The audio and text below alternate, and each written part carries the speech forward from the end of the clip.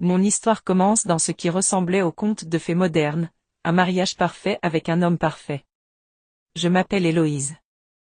J'ai rencontré Marc il y a 8 ans. Il était brillant, charismatique, et surtout, il était médecin. Pas un simple généraliste, Marc était un chirurgien cardiovasculaire montant, travaillant dans l'un des hôpitaux les plus prestigieux de la ville, l'hôpital Saint-Augustin.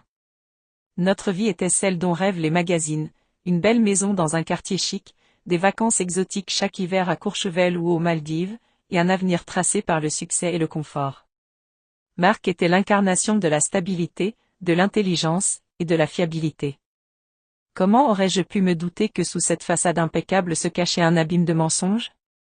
Pendant les 5 premières années de notre mariage, j'ai vécu dans le bonheur absolu. Marc était attentionné, passionné, et je lui faisais une confiance aveugle, non seulement en tant qu'époux, mais aussi en tant que professionnel. Il était mon roc, mon conseiller, et mon confident. Il adorait me rappeler, « Héloïse, tu es ma plus belle œuvre d'art. Je ne te laisserai jamais rien manquer, surtout pas la santé. » Ces mots sonnent si creux aujourd'hui. Le tournant est arrivé l'année de nos 6 ans de mariage, lorsque j'ai commencé à me sentir étrangement fatiguée. Au début, j'ai mis cela sur le compte du stress au travail. J'étais directrice marketing chez un grand groupe et mes journées étaient longues, ponctuées de voyages d'affaires à l'étranger.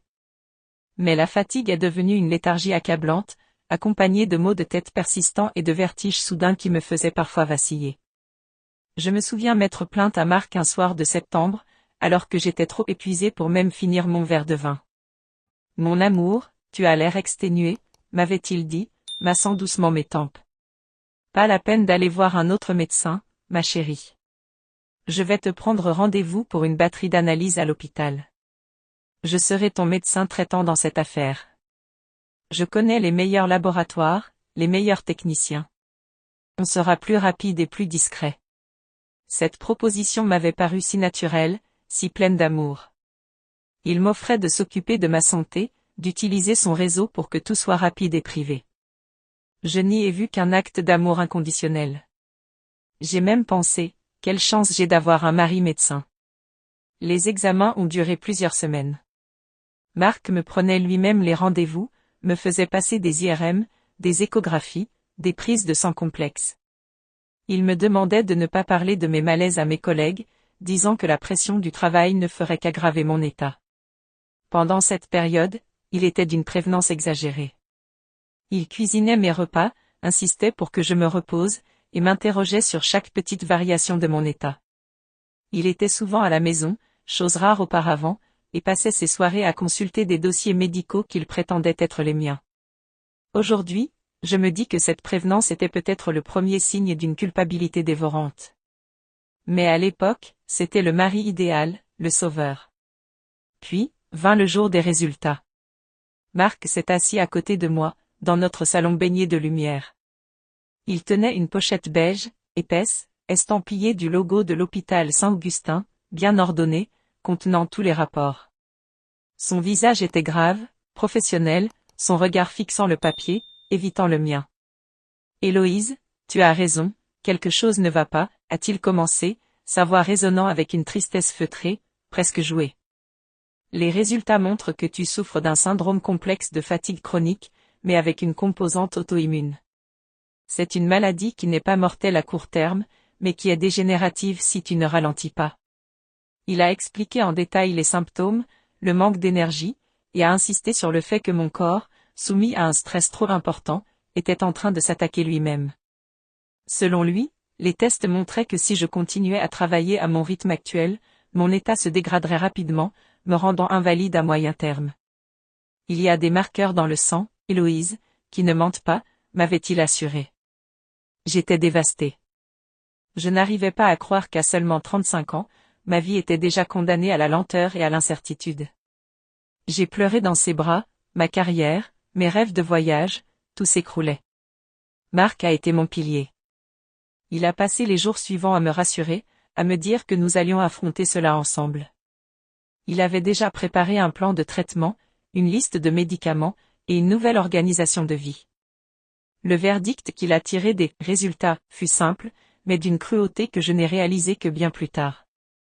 Tu dois arrêter de travailler, Héloïse, m'avait-il ordonné, son ton ne souffrant aucune discussion.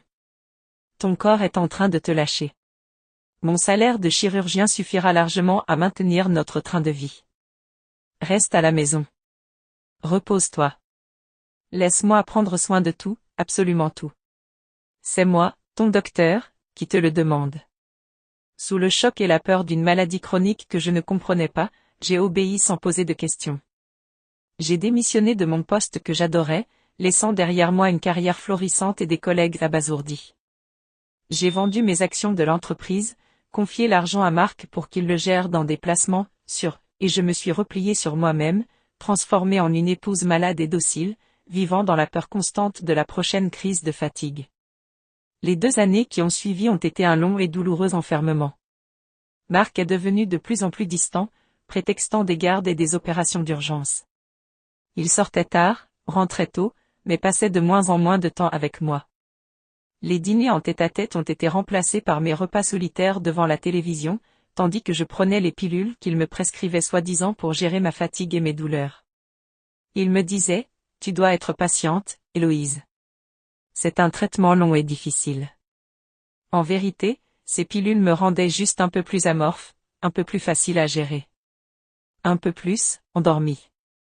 Mon rôle était devenu simple, être la femme malade à la maison, celle qui ne dérange pas, celle qui le regarde briller de loin. Lui, Marc, continuait son ascension fulgurante. Il achetait des voitures plus chères, une Aston Martin qu'il conduisait seul, s'offrait des montres luxueuses, des voyages d'affaires à Dubaï où il ne m'emmenait jamais. Il disait que c'était pour compenser l'échec de ma santé, pour s'assurer que nous ne manquions de rien. Mais je commençais à sentir une froideur, une distance calculée dans ses gestes. Il ne me touchait presque plus. Un matin, il y a 6 mois, alors que j'attendais qu'il parte pour son opération matinale, j'ai eu l'illumination.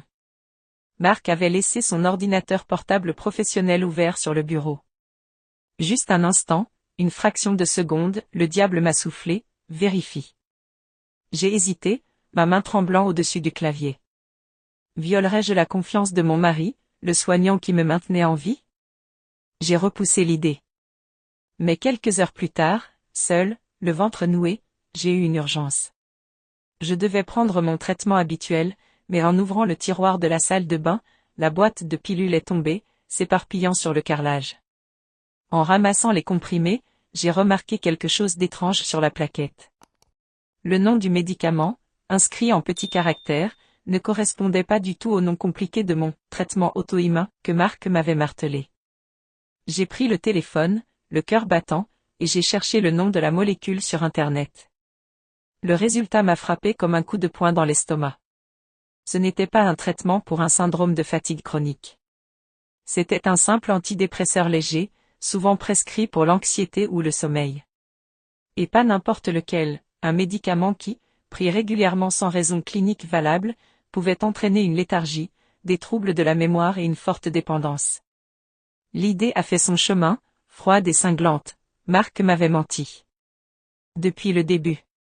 Il n'était pas un soignant aimant. Il était en train de me droguer légèrement pour me garder docile et inactive, pour détruire mon esprit critique et m'éloigner de ma vie professionnelle. Mon sang n'a fait qu'un tour. Toute ma léthargie, mes maux de tête, mon départ du travail, tout n'était qu'une mise en scène qu'il avait orchestrée. Mais pourquoi?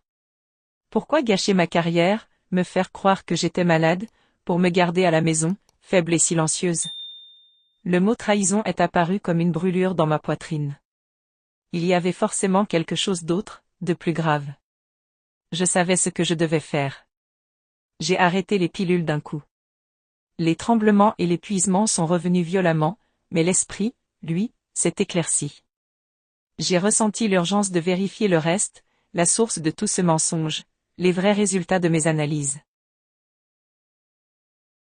Mon corps était en rébellion. Après avoir brusquement arrêté les antidépresseurs légers de Marc, les symptômes qu'il m'avait faussement attribués à une maladie chronique sont revenus avec une force redoublée, nausées, tremblements, et une anxiété sourde. Mais mon esprit était libre. L'épuisement physique était un prix dérisoire pour la clarté retrouvée. Je n'étais pas malade, j'étais prisonnière. Ma première mission était de trouver les vrais résultats de mes analyses. Marc avait toujours été méticuleux, voire obsessionnel, avec ses papiers. J'ai commencé par son bureau à la maison. Un chêne massif, toujours fermé à clé, qu'il appelait son sanctuaire professionnel. Je n'y avais jamais mis les pieds, par respect pour son espace de travail. Ce respect était mort, assassiné par la vérité des pilules. J'ai passé une journée entière à fouiller la maison à la recherche de la clé de secours. Je l'ai trouvée, dissimulée dans un pot de plantes grasses sur l'étagère du couloir. Un endroit si évident, si bêtement exposé pour un homme aussi soi-disant secret. La clé a tourné lourdement dans la serrure. L'air à l'intérieur du bureau était froid et sentait le cuir neuf. Le bureau était immaculé, organisé avec la précision chirurgicale de Marc. J'ai ouvert les tiroirs de son classeur. Dans le dernier tiroir, sous une pile de factures de l'hôpital, j'ai trouvé une chemise portant mon nom, Héloïse V. À l'intérieur, le cœur battant, il y avait 2 ensembles de dossiers. Le premier ensemble était celui que Marc m'avait montré. Les rapports avec les diagnostics alarmants de syndrome de fatigue chronique avancée. C'était un faux, évidemment, mais sa falsification était professionnelle, fausse signature, faux logo de laboratoire. Puis, il y avait le second ensemble. Les vrais résultats. J'ai parcouru les pages, le souffle coupé. J'étais en parfaite santé. Mes marqueurs étaient excellents, mes bilans hormonaux normaux, et même mes niveaux d'énergie étaient supérieurs à la moyenne pour mon âge. Le seul problème que les tests révélaient était une légère carence en fer due à une période de stress intense, facilement corrigeable. Il n'y avait absolument rien qui justifie que j'arrête de travailler, que je m'isole ou que je prenne ces antidépresseurs. La rage a commencé à monter, froide et lente, remplaçant la peur. Il ne m'avait pas seulement menti, il avait volé 2 ans de ma vie, détruit ma carrière, me forçant à l'inaction pour. Mais pourquoi? La question revenait encore et encore. Ce n'était pas juste pour le confort. C'était pour m'écarter. Je suis revenu à la chemise, la secouant pour être sûr de n'avoir rien manqué. Et là, j'ai trouvé l'impensable. Dissimulée au fond, une pochette de petite taille, sans étiquette. À l'intérieur, des photos. Ce n'étaient pas des photos de vacances. C'étaient des photos d'échographie. Datées d'il y a 6 mois. L'échographie montrait un bébé, et un texte au crayon, écrit de la main de Marc, RDV gynéco, lundi 14h, Jeanne. Mon cerveau a mis un temps terrible à connecter les points. Jeanne. Ce prénom. Marc l'avait mentionné une fois comme étant une nouvelle interne brillante qu'il mentorait à l'hôpital. Plus jeune, fraîchement sortie de l'université. Et cette Jeanne, elle était enceinte. D'un enfant de 6 mois. De l'enfant de Marc. Le monde s'est écroulé. Le médecin qui avait prétendu me soigner pour une maladie imaginaire avait en réalité orchestré mon retrait de la vie active pour faire de la place à sa maîtresse et à son futur enfant. Il avait besoin que j'arrête de voyager, d'être occupé, pour ne pas découvrir son double jeu. Il me maintenait sous sédatif pour s'assurer que je resterais docile pendant qu'il préparait sa nouvelle vie. J'ai pris les photos de l'échographie, les vrais résultats d'analyse, et les faux résultats qu'il avait préparés. J'ai remis le bureau en ordre, refermé le tiroir, et verrouillé la porte. Extérieurement, j'étais calme. Intérieurement, une bombe à retardement venait d'être armée. J'ai passé les heures suivantes à rassembler d'autres preuves. J'ai cherché dans ses emails professionnels, il était souvent négligent sur le mot de passe. J'ai trouvé des échanges avec Jeanne, qui n'étaient pas du tout professionnels, parlant de l'aménagement d'une chambre de bébé, d'un futur emménagement et d'une discussion imminente avec moi, Héloïse, pour obtenir un divorce, sans vague. Un divorce sans vague, car il croyait que j'étais trop affaiblie et trop dépendante de lui pour me battre. À 18h, Marc est rentré. Le même sourire fatigué, les mêmes baisers froids sur le front. Comment va ma malade préférée? Tu as bien pris tes pilules? Sa condescendance, sa trahison crasse, sa performance théâtrale, tout m'a submergé. Mais je n'ai rien montré. La vengeance exige la patience. Oui, mon amour, j'ai pris mes pilules, ai-je menti, ma voix calme à ma propre surprise. Mais je me sens bien mieux ce soir. J'ai même envie de t'aider avec le linge. Il a souri, visiblement soulagé de me voir, docile. Il est allé se doucher, se croyant en sécurité. C'est à ce moment-là que j'ai agi. J'ai pris tous les documents, les 2 jeux d'analyse, les emails, les photos et je les ai disposés soigneusement sur la grande table de la cuisine, sous la lumière crue du plafonnier. Puis, je me suis assise, les mains croisées, attendant. Quand Marc est descendu, parfumé et détendu, il s'est dirigé vers le frigo pour prendre une bière. Il s'est figé en voyant la table. Le silence qui a suivi était plus lourd que n'importe quel cri. Il a regardé les documents, puis moi. Ses yeux, d'abord surpris, sont devenus injectés de panique, puis d'une colère froide. Il a compris immédiatement qu'il n'y avait plus d'issue.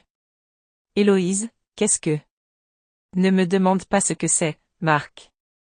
Je sais exactement ce que c'est, les jeux coupés, ma voix d'une tranquillité terrifiante. Ce sont mes vrais résultats, prouvant que je suis en parfaite santé. Ce sont tes faux résultats, prouvant ta trahison. Et ça, ai-je pointé du doigt les photos d'échographie, c'est la raison pour laquelle tu m'as volé ma vie pendant 2 ans. Pour que la petite Jeanne et votre enfant aient leur place. Il n'a pas nié. Il n'a même pas tenté de s'excuser. Sa réaction a été purement stratégique, celle d'un homme pris au piège. Très bien, Héloïse. Tu as découvert la vérité, a-t-il dit, reprenant rapidement son calme et son arrogance de chirurgien. Mais si tu crois pouvoir ruiner ma vie, tu te trompes. Tu n'es rien sans moi, tu t'en souviens? Ton argent est dans mes comptes, tes actions ont été vendues sous ma gestion.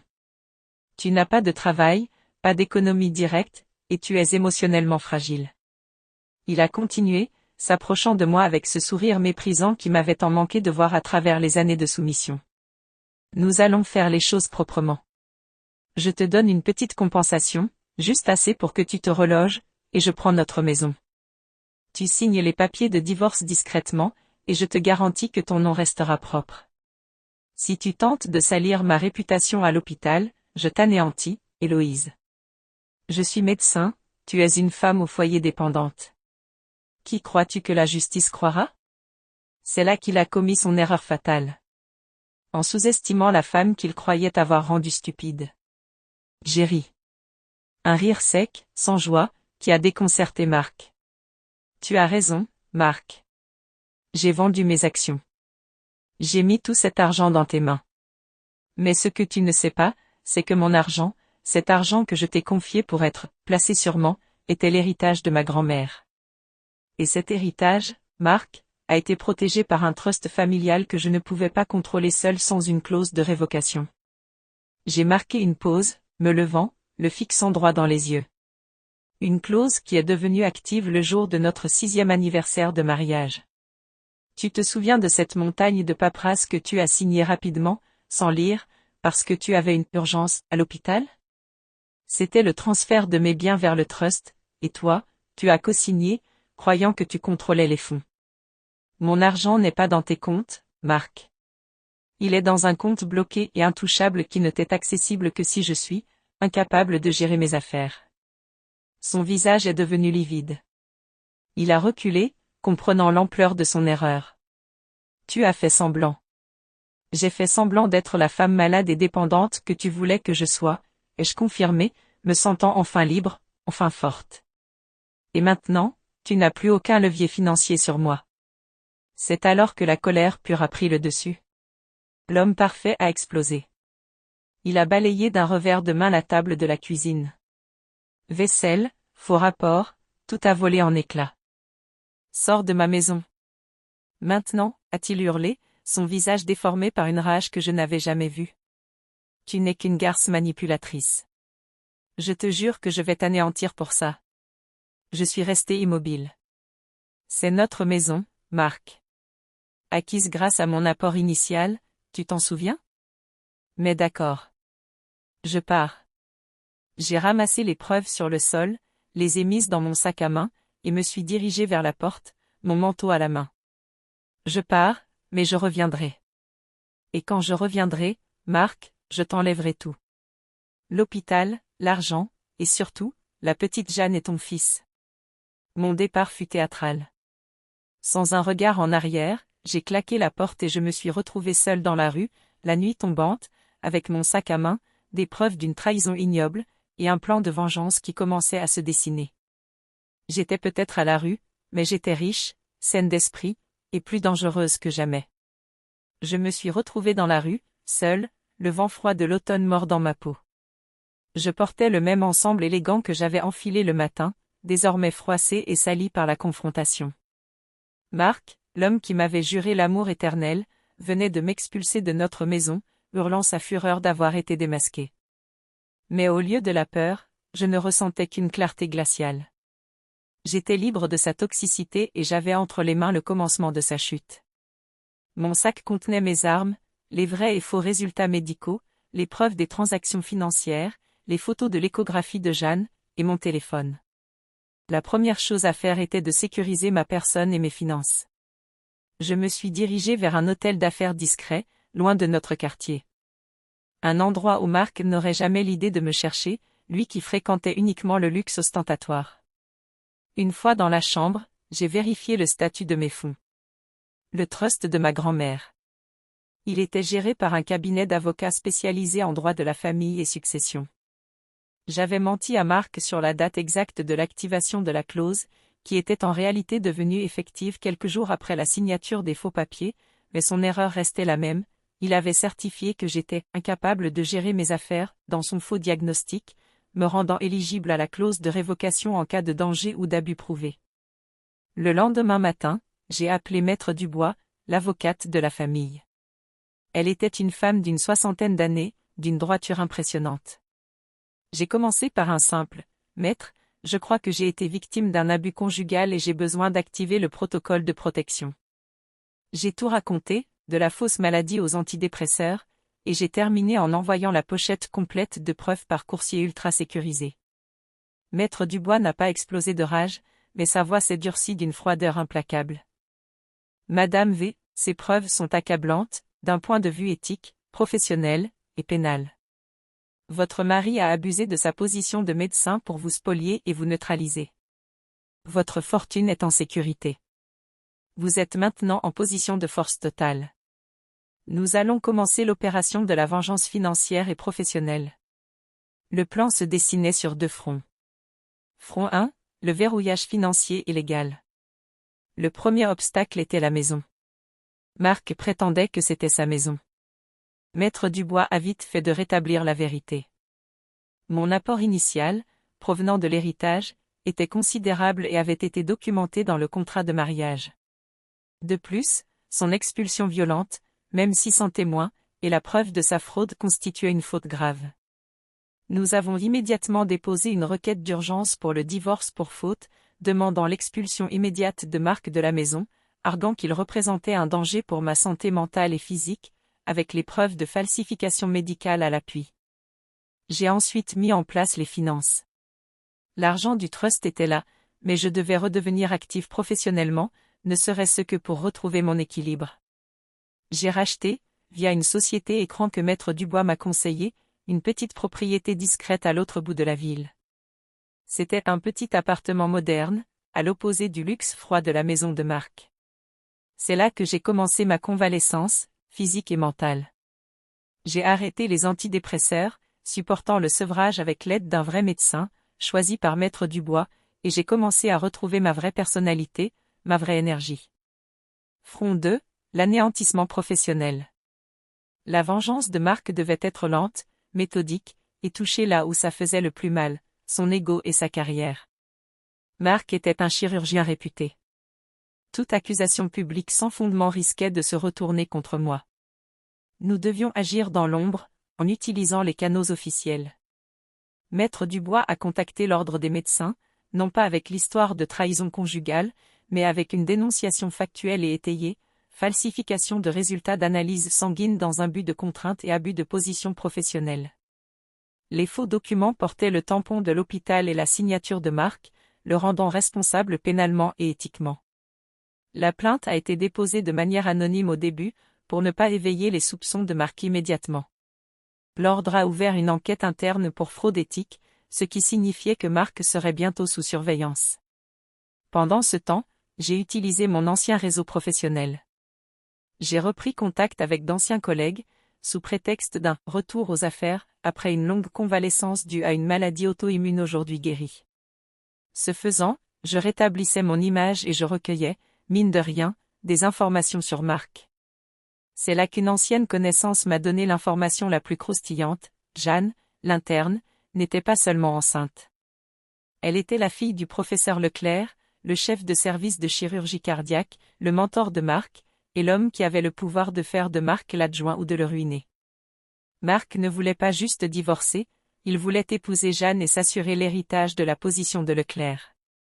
Il avait besoin que je sois silencieuse et hors jeu avant que Leclerc ne découvre le scandale d'une interne enceinte et d'un divorce imminent pour faute. Il croyait que si j'étais la malade, dépendante, le divorce passerait pour un acte de charité et non de trahison. Cette information a affiné ma stratégie. Le but n'était plus de ruiner Marc, mais de le faire tomber par la main de l'homme qu'il cherchait le plus à impressionner, son futur beau-père. Je devais trouver un moyen d'exposer la vérité à Jeanne et à son père, le professeur Leclerc, avant que Marc ne puisse consolider sa nouvelle vie. J'ai commencé à surveiller Marc, à observer ses habitudes à l'hôpital, à noter ses horaires de travail, ses déjeuners avec Jeanne. Je me suis acheté une nouvelle identité numérique, des outils d'investigation discrets, et j'ai commencé à traquer chaque mouvement de l'homme qui avait gâché 2 ans de mon existence.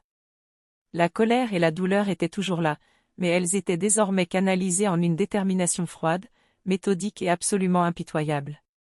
J'étais prête à passer de la victime silencieuse à la prédatrice qui allait tout prendre. Mon plan était prêt à passer à l'exécution. La vengeance, disait-on, est un plat qui se mange froid. Pour moi, elle était chirurgicale. Après 3 semaines passées à l'ombre, à consolider mes finances et mon plan légal avec Maître Dubois, je savais exactement quand et où frapper Marc pour maximiser les dommages collatéraux. Mon objectif n'était pas seulement de divorcer, c'était de s'assurer qu'il perde tout ce qu'il chérissait, sa réputation, son ascension professionnelle, et son rêve de fonder une nouvelle famille sur les ruines de mon existence. Le cœur de mon plan reposait sur le professeur Leclerc, le père de Jeanne et le chef de service de Marc. Si Leclerc découvrait la vérité sur Marc, le double jeu, la falsification médicale, l'intention de manipuler sa fille, il serait le premier à le démolir. Mon rôle était d'être l'aiguillon, la vérité insidieuse qui allait le poignarder. Mon premier pas fut de m'assurer que l'ordre des médecins ait suffisamment de matière pour agir. J'ai envoyé un second dossier anonyme, cette fois-ci plus fourni, détaillant l'achat des antidépresseurs et leur usage sans prescription médicale claire pour ma situation. J'y ai ajouté une note subtile mentionnant l'usage régulier par le docteur Marc V. d'une voiture de fonction de l'hôpital pour des déplacements personnels de longue distance, suggérant un abus des ressources. Je savais que le moindre soupçon de fraude financière était ce qui mettrait le feu aux poudres. Pendant ce temps, Maître Dubois a frappé le front légal. Nous avons obtenu une ordonnance de saisie et de gel temporaire des biens communs pour la procédure de divorce. Le jour où Marc a reçu la notification déposée à l'hôpital, en plein après-midi, fut mon premier grand succès. Il a tenté de m'appeler, hurlant dans le vide. J'ai laissé mon téléphone sonner. La panique dans sa voix était une mélodie exquise. Il réalisait que la femme qu'il croyait faible venait de prendre le contrôle du jeu. Le piège pour Jeanne, la phase la plus délicate, était de contacter Jeanne. Je ne voulais pas que l'enfant souffre, mais Jeanne devait connaître l'homme qu'elle s'apprêtait à épouser, et Marc devait le savoir. J'ai créé une adresse email anonyme et professionnelle, utilisant un nom de femme avocat, Maître B. Mon message à Jeanne fut concis et glacial, mais dépourvu de haine. Mademoiselle, je vous informe, à titre professionnel, que vous êtes impliquée dans une procédure de divorce pour faute grave qui concerne le docteur Marc V. et sa future ex-épouse. Les preuves de trahison, de fraude médicale et de détournement de fonds seront rendues publiques dans les 72 heures. Si vous êtes enceinte, vous devriez exiger des preuves de la santé financière et éthique de votre futur époux. Demandez-lui les vrais résultats d'analyse de Madame V. J'ai envoyé l'email le mardi après-midi, sachant que la nouvelle montrait en flèche l'anxiété de Jeanne. J'ai ensuite attendu. Le lendemain, mercredi, mon téléphone a vibré. C'était un message d'un numéro inconnu. C'était Jeanne. Qui êtes-vous? Qu'est-ce que tout ça veut dire? Marc dit que c'est une folle mythomane. Une folle, mademoiselle? Une folle que votre père a eu la sagesse de ne pas laisser travailler à l'hôpital. Demandez à Marc de vous montrer les preuves de sa prétendue maladie chronique. Demandez-lui de vous montrer son compte bancaire personnel de ces 2 dernières années. Surtout, ne le laissez pas vous mentir, il a falsifié des analyses. J'ai bloqué son numéro immédiatement. Le poison était injecté. Mon intuition me disait que Jeanne, fille de professeur, avec son propre avenir médical à construire, ne tolérerait pas l'idée d'un scandale de fraude. L'événement, la soirée de l'hôpital, le moment parfait pour mon coup de maître, s'est présenté le samedi soir, la soirée de gala annuelle de l'hôpital Saint-Augustin. Marc y était attendu pour recevoir un prix de reconnaissance. C'était là qu'il devait être honoré, et c'est là qu'il tomberait. Grâce à mon ancien réseau, j'ai pu obtenir une invitation.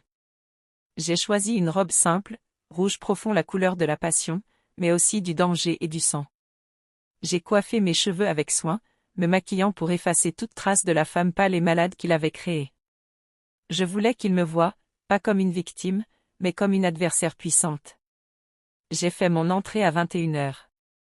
Marc était sur une estrade, souriant, au centre de l'attention. À ses côtés, le professeur Leclerc, bien sûr, Jeanne, visiblement enceinte sous sa robe de soirée. La tension était palpable entre Marc et Jeanne, il la regardait avec une insistance nerveuse.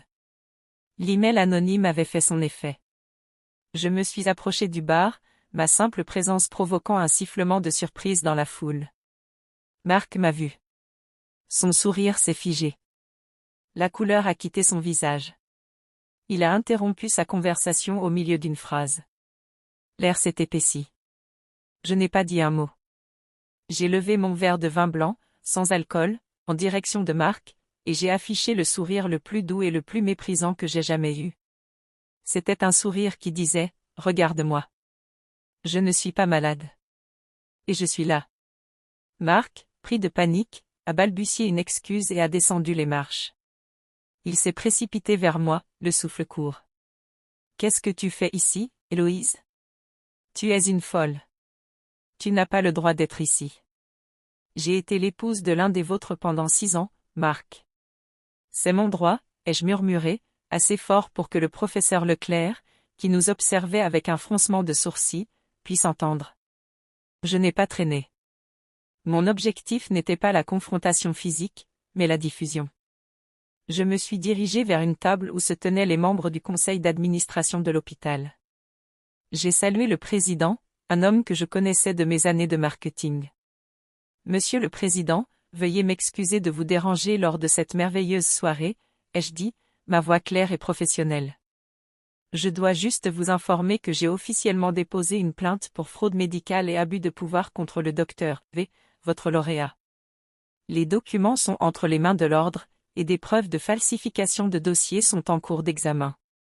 Je suis son épouse légale, et j'ai été la victime de son diagnostic frauduleux pour m'écarter. Pendant que le président s'étouffait avec son canapé, j'ai fait le pas le plus important. Je me suis tourné vers le professeur Leclerc, qui venait d'arriver derrière moi, alerté par le président.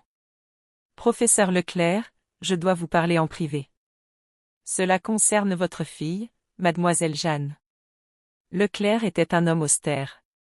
Voir sa fille enceinte et le scandale éclater en public était déjà une horreur. Il m'a emmené dans un bureau vide. Marc s'est précipité pour nous arrêter, mais la sécurité l'a retenu, sous les yeux horrifiés de Jeanne. Dans ce bureau, sans aucune émotion, j'ai sorti mon téléphone et j'ai montré au professeur la série de messages entre Marc et Jeanne concernant l'emménagement et les projets d'avenir, datant de l'époque où Marc me disait que j'étais trop malade pour voyager. Puis, mesures immédiates contre lui, avant que l'ordre n'intervienne officiellement. Le professeur Leclerc n'a rien dit. Il a regardé les preuves, puis m'a regardé, réalisant que le brillant protégé qu'il avait choisi pour sa fille était un serpent. Sa fureur n'était pas dirigée contre moi, mais contre Marc, le traître qui avait osé jouer avec sa famille et son institution. J'ai déposé sur le bureau les photos de l'échographie, et surtout, les faux résultats de mes analyses.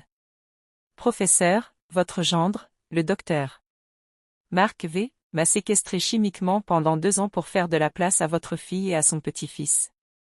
Il a falsifié un dossier médical, un crime éthique impardonnable dans ce métier, ai-je dit, les yeux secs. Si cette fraude devient publique, l'hôpital entier, et donc votre service, sera éclaboussé. La seule façon d'éviter la destruction totale de votre réputation est de prendre des mesures immédiates contre lui, avant que l'ordre n'intervienne officiellement. Le professeur Leclerc n'a rien dit. Il a regardé les preuves, puis m'a regardé, réalisant que le brillant protégé qu'il avait choisi pour sa fille était un serpent. Sa fureur n'était pas dirigée contre moi, mais contre Marc, le traître qui avait osé jouer avec sa famille et son institution. Vous n'aurez plus à vous en soucier, Madame V, a-t-il déclaré d'une voix tremblante. Marc V ne mettra plus les pieds dans cet hôpital. Il ne verra pas ma fille, ni son petit-fils. Je vais personnellement m'assurer que l'ordre et la justice s'occupent de lui. Votre silence sur l'implication de Jeanne dans cette affaire est tout ce que je vous demande. Le marché était conclu. Marc avait perdu son mentor, son emploi, sa réputation, et la nouvelle famille pour laquelle il avait tout sacrifié. Je suis sorti du bureau et j'ai traversé la salle de gala. Marc était toujours retenu par la sécurité. Il m'a regardé, le visage défait. Tu as perdu, Marc. J'ai tout pris, lui ai-je soufflé. Maintenant, c'est à toi d'expliquer au professeur pourquoi tu as falsifié des documents. Le moment où Marc a été intercepté par la sécurité du gala, le visage défait et hurlant des menaces vaines, a marqué non seulement la fin de notre mariage, mais aussi la fin de sa vie telle qu'il l'avait conçue. Ma sortie de la salle de réception fut accueillie par un silence respectueux, presque admiratif. J'étais arrivée en tant que spectatrice anonyme, je repartais en tant que bourreau élégant. Les jours et les semaines qui ont suivi n'ont été qu'une lente et méthodique exécution légale et professionnelle. Maître Dubois a frappé sans relâche. La chute légale et professionnelle de Marc. Le professeur Leclerc a tenu parole. Il ne voulait pas de scandale autour de sa fille ou de son service, mais il a assuré que la justice serait servie, en interne. 1. L'hôpital et l'ordre des médecins, sous la pression de Leclerc et du conseil d'administration, informé de la fraude éthique, Marc a été immédiatement suspendu de ses fonctions de chirurgien. L'ordre des médecins a rapidement statué sur le dossier, qui était blindé de preuves, falsification de documents administratifs, le faux dossier médical, abus de position, et l'usage de médicaments pour altérer l'état de conscience de son épouse. Le verdict disciplinaire fut sans appel, radiation définitive du tableau de l'ordre. Marc ne pouvait plus jamais exercer la médecine en France. Le sort du brillant chirurgien était scellé. 2. La procédure pénale. Maître Dubois a déposé une plainte pour faux et usage de faux, passible de 3 ans de prison et 45 000 € d'amende, et abus de confiance, avec circonstances aggravantes car l'abus a été commis sur une personne dont la vulnérabilité, induite par lui, était apparente. La tentative d'escroquerie financière sur mon héritage via le trust était la goutte de trop. Après des mois d'enquête, Marc a été mis en examen. J'ai obtenu des dommages et intérêts considérables pour le préjudice moral, professionnel, et les 2 années de vie volées. 3. Le divorce et les biens. Le divorce a été prononcé aux torts exclusifs de Marc. Le juge a considéré la falsification comme une faute d'une gravité exceptionnelle. La maison, majoritairement financée par mon apport initial et l'argent du trust, prouvé grâce à la clairvoyance de ma grand-mère, m'a été attribuée. Marc a été contraint de rembourser toutes les sommes qu'il avait dépensées durant cette période avec l'argent du ménage pour ses dépenses personnelles extravagantes, montres, voitures de sport, et celles liées à Jeanne. Marc V, le chirurgien brillant, s'est retrouvé sans emploi, déshonoré, et contraint de vendre ses derniers biens de luxe pour payer ses avocats. Il n'a jamais revu Jeanne, qui, après avoir avorté, une décision que je n'ai apprise que bien plus tard par Maître Dubois, et horrifiée par l'homme qu'elle avait failli épouser, a coupé tout lien pour sauver sa propre carrière, avec l'aide de son père. La nouvelle vie d'Héloïse. La vengeance était complète, mais elle ne faisait pas le bonheur. La conclusion de ma longue descente a été une lente et douce remontée. Je suis retourné vivre dans ma maison, maintenant vide de l'ombre de Marc. Ce n'était plus la maison de Marc V, le chirurgien, c'était la maison d'Héloïse, la survivante. Grâce au fonds sécurisé du trust, j'ai eu la liberté de choisir ma voie. J'ai décidé de ne pas retourner au marketing. Au lieu de cela, j'ai utilisé mon expérience et mon argent pour lancer ma propre petite entreprise de conseil en communication et résilience, travaillant principalement avec des femmes en difficulté, celles qui se sentaient faibles ou isolées. Je leur enseignais la valeur de la documentation, de l'indépendance financière, et surtout, du doute sain face à une confiance aveugle. Le plus difficile fut de me reconstruire émotionnellement. L'amour pour Marc avait été remplacé par une cicatrice, un rappel constant de la fragilité de la confiance. J'ai suivi une thérapie, non pas pour la dépression qu'il m'avait simulée, mais pour gérer la peur d'être à nouveau trahi. Aujourd'hui, ma vie est calme. Je voyage, cette fois pour le plaisir, sans faux diagnostic ni antidépresseur. J'ai retrouvé des amis que Marc avait éloignés. Je suis redevenue celle que j'étais avant lui, mais avec une armure en plus, la sagesse. Un jour, j'ai croisé Marc. Cela faisait 3 ans. Il n'était plus le Marc tiré à 4 épingles. Il était debout devant l'entrée de l'ancien hôpital, les traits tirés, un homme brisé. Il essayait visiblement d'obtenir un poste administratif de bas niveau, une tentative désespérée de racheter son honneur. Il m'a vu et n'a pas bougé. Et ralentit ma voiture de fonction, une simple berline allemande, sans ostentation. J'ai baissé la vitre. Marc, ai-je dit, sans haine, juste avec une immense fatigue. Il a ouvert la bouche, peut-être pour s'excuser, peut-être pour m'insulter, je n'en sais rien. J'ai tout pris, Marc, ai-je dit doucement. Parce que je le pouvais. Et parce que tu m'as tout volé en premier. J'ai relevé ma vitre et j'ai continué ma route. L'histoire que je vous ai racontée n'est pas seulement celle d'une trahison terrible. C'est l'histoire de la résilience, du pouvoir que nous possédons, même quand nous pensons être au plus faible. Le syndrome de fatigue chronique que Marc m'a inventé est devenu une force. Mon vrai diagnostic, c'était la cécité face à la réalité. Et ma guérison fut de retrouver la vue. Si vous vous reconnaissez dans cette histoire, si une petite voix vous dit que quelque chose ne va pas, écoutez-la. Parce que la plus grande vengeance, la plus belle résilience, c'est de reprendre sa vie en main.